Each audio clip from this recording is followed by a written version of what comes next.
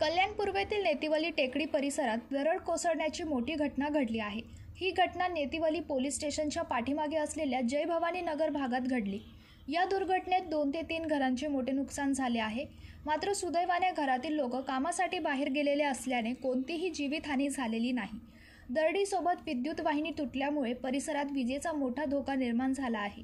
त्यामुळे रहिवाशांमध्ये घबराटीचे आणि भीतीचे वातावरण निर्माण झाले आहे।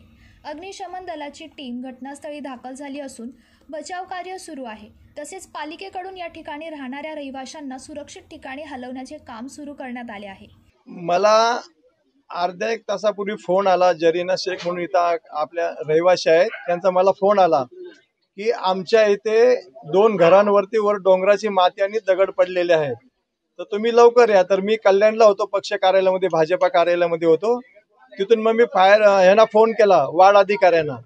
वार्ड अधिकारी काही मीटिंग मध्ये मला समजल्यानंतर मी परत मग त्यांचे ड्रायव्हर आहेत विषय म्हणून त्यांना फोन केला। त्यांना सांगितलं की बाबा अशी परिस्थिती झालेली आहे। मी साहेबांना फोन केला होता पण साहेबांनी फोन नाही घेतला। मग त्यांनी आपत्कालीनला फोन केला।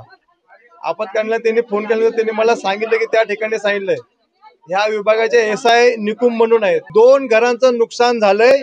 इथं आपण पाहिलं असेल ना, आता 3-3:30 ला प्रकार घडलेला आहे। फायरवाले इथं पोहोचलेले आहेत, महानगरपालिकेचं आपत्कालीन पथक पोहोचलेलं आहे, MSCB वाले सुद्धा आता इथं येतील, त्यांना आता फोन केला होता। घरामध्ये राहणारे माणसं आहेत पण ते घराच्या बाहेर होते।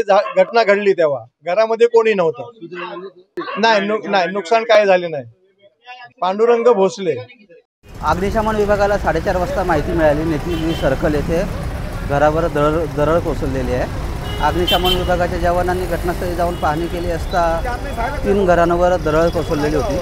सुदैवाने घरामध्ये कुणीही नागरिक नसल्यामुळे कसल्याही प्रकारची जीवितहानी झालेली नाही।